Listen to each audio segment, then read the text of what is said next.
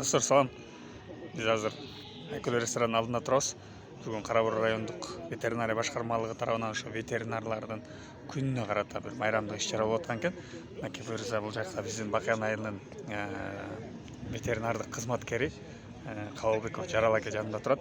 Жарал аке буюрса ошол Айтматов райондук ветеринария башкармалыгы тарабынан мондай энчилүү саатка ээ болуп отурат. Куттуктайбыз.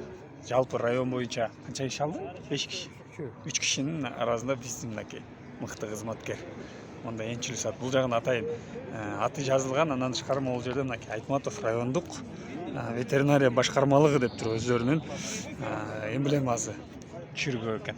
Куттуктайбыз Жарал аке бир. Жалпы ветеринария кызматкерлеринин майрамы менен куттап кетпейсизби?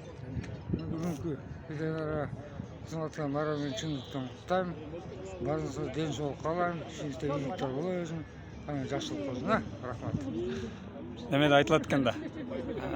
Медицина адамды дарылайт, ал эми ветеринария адамзатты дарылайт депчи. Ошо, ден соолукта болуңуздар. Ишиңиздерге ийгилик. Жалпы ветеринардык кызматкерлерди куттуктайбыз буюрса. Нургазы аке, сонун чыгармачылык менен жасап койтура. Могу жактым ал, могу негизи президенттер анан өкмөт башчылары эле тапшырчу эле сиздерге караңыздарчы. Кызматкерлерге стимул болсун деп тапшырыптыр. Жарал аке.